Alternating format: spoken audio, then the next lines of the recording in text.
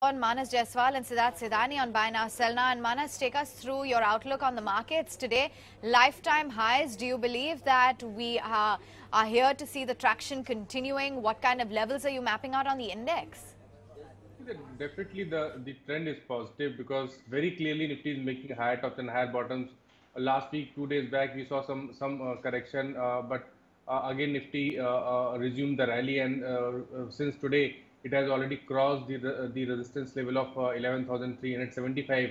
I believe in a day or two it can come in the range of 11,525 to 11,550. However, if you want to set a target for a short term, then I think now you can revise the target from 11,450 to 11,800. So I think any correction would be a great buying opportunity, and especially till Nifty is trading above 11,250. I think any correction on any correction you can create long position and keep the stick stop loss below 11,250. The view coming in. Let's get in your top recommendations as well, Manas. What exactly are the top bets that you're looking at on the charts? The first one is IDFC because here there are some sign of reversal because stock was making lower top and lower bottoms for quite some time. But since today it has broken the resistance of 49 rupees, it is trading above 100-day moving average. So this is a clear reversal sign. Stock has started making higher tops and higher bottoms. To take a long position here, keep the stop loss below 48 rupees. I think you can set the target of around 54 rupees, which is its 200-day moving average. Second is a buy on UPL where you can see a flag breakout because I think just 2 weeks back we saw a sharp reversal from the level of 550 to almost 650. Then we saw some consolidation, and today it has given a breakout of that consolidation zone. So this is a flag breakout. Take a long position here. Keep the stop loss below 645. Target would be around 690. And last one is a buy call on IRB. See, IRB was making lower top and lower bottom from the level of 280, but just 2 days back it gave a confirmation of higher bottom, and today it has broken its 20-day moving average with decent volumes. I think this time it can break its recent high of 208 also. So take a long position here. You can keep the stop loss below 198, and your target would be in the range of 213 to 215. All right, that's the view coming in terms of individual stocks to watch out for. Well, let's get straight up to the fewer questions then. And first up, we have an email query which has been sent in to us from Karnik in Bengaluru. And he's got a question on Philips Carbon. He says that he's bought 100 shares of the stock at 235 rupees per share. And now he wants to know what he should do. What's the view for the long term as well as the short term? Does it make sense for him to stay invested?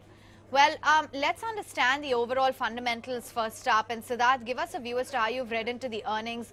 Not a bad set of numbers in the quarter gone by. The revenues have grown quite smartly. The profits have risen as well quite substantially. Do you believe that for an investor looking to remain in Philips Carbon that makes sense?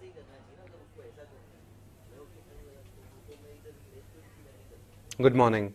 Well, that makes sense for the investor because Philips Carbon Black, if you look at the capacities, they've been expanding the capacities from 26,000 tons to 56,000 tons. Overall margins has been expanding because of mainly because of bans which is there in the specialty carbon black segment in China. So overall margin expansion, company has been doing good, and oligopoly business, I think Philips Carbon Black one should keep holding with a target of 407.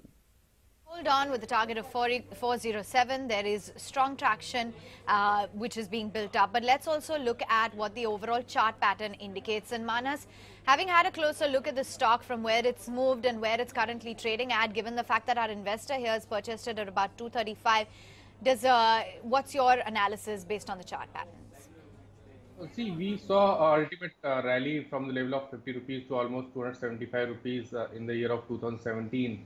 I understand stock is not doing anything for last 6 months, but I think this is a consolidation phase.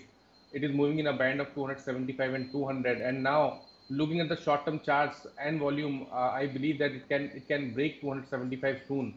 So and you can set the bigger target of around 350 to 375 for next 8 to 10 months time in Philip Carbon, and the stock has a lot of support near to 200 rupees. So keep your stop loss below 190, and you can set the target of around 350 to 375 for next 8 to 10 months time. Word coming in on Philips Carbon Black. Let's shift gears then and focus in on MRF. Well, we have another email query from MK Sinha in Jamshedpur. Well, he says that he's bought shares of MRF at a price point of 70,000 rupees and now wants to know what the view is for the long as well as the short term. Well, this one sure has been a long-term wealth creator, but our investor here has picked it up at a fairly, awfully recently. The stock is currently quoting at 77,898. I'm going to come to you first, Siddharth. Do you believe that, this one among the lot is poised to see stronger growth? Does it make sense to stay invested?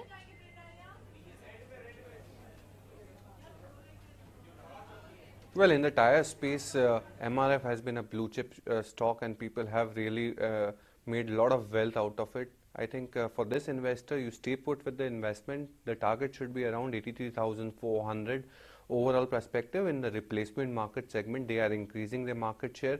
Along with that, they have increased their product prices by around 1.5% in the recent past, which will be helping them for the entire FY19 results. So MRF, keep holding. It's a good blue chip company to be in. Steady company, stay invested. In the meantime, let's just pull up the stock price of Britannia because the numbers are coming out on the screens right now. It's a number that's based on the agencies, a 258 crore rupee PAT. And if that's what they've delivered, then it's a little bit below what the street was expecting. And remember, we were working with a number of close to 270 crore rupees. So a little bit of a disappointment that would be. Just trying to dig up more details because the key number this time around was going to be the overall volume growth. On account of a low base last time around, it's seen at about 13%. It's a fairly important number that the street is watching out for. Just watch out for the top line growth as well. That's seen at 2,589 crore rupees, up about 14% on year. We'll just have to wait and see what Britannia doles out in terms of that. But I think as of now, the only number we have with us at hand is the headline profit number. In fact, Siddharth, since we have you with us, it's a very important number that the street is watching out for. How are you reading into a PAT performance at about 258 crores? Remember, this is just on agencies. We're awaiting the actual number, but we were working with a poll of 270 crore rupees.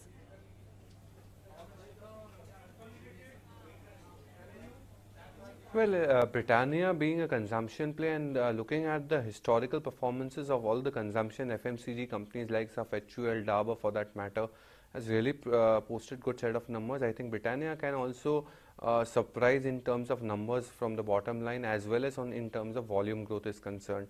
I think consumption play will be doing good. We don't cover this company actively as of now, but we believe that there would be a good consumption driven volume growth in the company.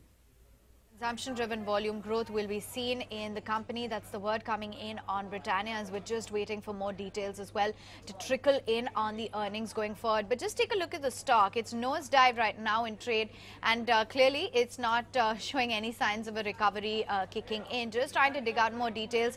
We understand that the consolidated revenue has come in at 2,544 crore rupees. It would be a smidge below what the ET Now poll was throwing up as well. We were working with a number of 2,592 crore rupees. Operationally as well will be important to look out for the EBITDA. That is seen at about 410 crore rupees. And remember, the raw material trends so far have been quite favorable for Britannia, so which is why the street is factoring in a fairly decent operational performance. If I heard my colleagues correctly, I think there has been a double-digit volume growth that has been witnessed in the quarter gone by. We'll just have to wait before we actually can confirm that and until we see the flash on the screen. But that would be a big positive taken down by the street because that is what we were working with this time around in terms of the overall volume growth as well. So yes, that is the performance that we have with us at hand, 2,544 crore rupees in terms of the top line growth versus about 2,339 crore rupees this time. You've seen their overall finance cost, which has remained quite stagnant. The depreciation number as well has come in just about flat in terms of what they delivered last year. Just waiting by for those details on the volume growth as well. That'll give us a little more clarity. Yes, double-digit volume growth. That's the only detail that we have with us at hand. That they have witnessed double-digit volume growth in Q1. The EBITDA performance has come in at 389 crore rupees. We were working with a significantly higher number. So I think on the profit front, it's been a bit of a miss. The operational performance hasn't quite matched up to what the street was expecting, but the volume growth is going to be the redeeming factor. For now, the stock is making an attempt to stabilize, but as we speak, it's still down in the red by close to 1%. In fact, Siddharth, let's get in your thoughts. Double-digit volume growth, the street was keenly eyeing this, and that is largely on account of the overall base effect of last year as well. How are you looking at this? Well, this is positive, but one has to look at that operating performance.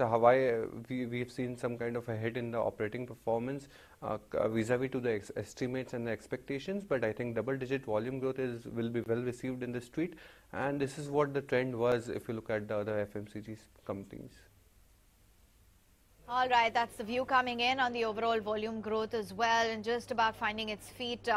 Right now, that's Britannia for you. The consolidated margins have come in pretty much in line with what the street was expecting, 15.3% versus about 15.8%. So, all in all, it's not been a bad set of numbers, largely owing to the fact that the volume growth has been fairly decent this time around. Just going to walk you through what the management is saying. That they say, Varun Berry is saying that they have witnessed a positive momentum this time around. Double-digit growth has been backed by double-digit volume growth, primarily due to the investments that have been undertaken in brands and widening their distribution network through the focus of direct reach, rural markets and weak states. And they will continue with their overall innovation. The international business has remained a little flat. Growth in the dairy business has been subdued due to the focus on value-added products. And on the commodity front, the key raw material prices have been stable in Q1. 6326, that is Britannia for you. Well, let's move right back on to our query on MRF. Our viewer here had picked up shares at 70,000. I asked Siddharth for his outlook, and he believes that it's definitely a hold call. The share of the replacement business is going to increase. Higher margins are expected. But it would be interesting, Manas, to take a look at the charts. Based on what you've been tracking, where are you placing your targets and stop losses? Should our viewer here stay put? See, he has already made a smart money in MRF, and I think it is a time to protect the profit first. And because in last 2 years, stock has not gone below 200-day moving average, so keep your stop loss just below its 200-day moving average, which is placed near to 72,000. However, on the upside, I think this is the strongest tire stock available in the market, and I believe that stock has potential to come in the range of 87,000 to 90,000 in next 1 year. So hold is the call and keep the stop loss below 72,000. All right, that's the view coming in on MRF. Moving right on then, Rajiv Shah has sent us a question on Invol on Natco Pharma. He's bought 300 shares at 1,005 rupees, and now he would like to know if it makes sense for him to hold on or should he completely book out. Well, let's just take a look as to what the fundamental prospects are. What are the expectations, Siddharth, when it comes to the earnings? They're going to come out in just a couple of days. You know, a lot of these companies now are eyeing opportunities in China. Is that going to be a bit of a game changer for the company? Our investor here sure is bleeding. 56,000 rupees is what he's losing. Given that he's picked it up at 1,005 and that the stock is currently trading at 800, what's the best advice?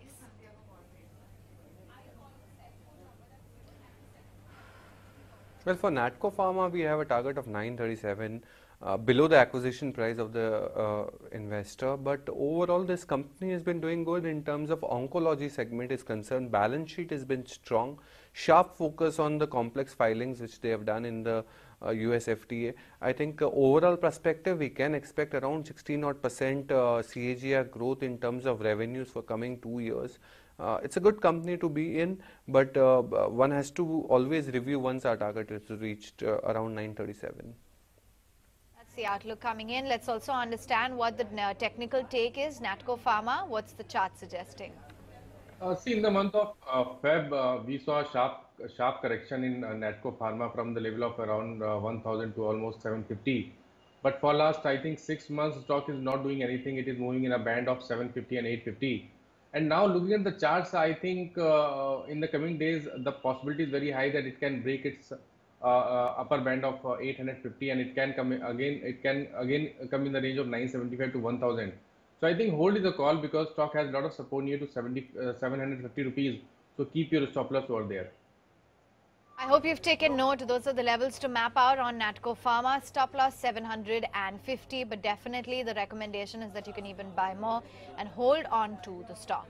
Let's get in those wealth creation ideas then. Siddharth, what are the 3 top bets that you have for our viewers?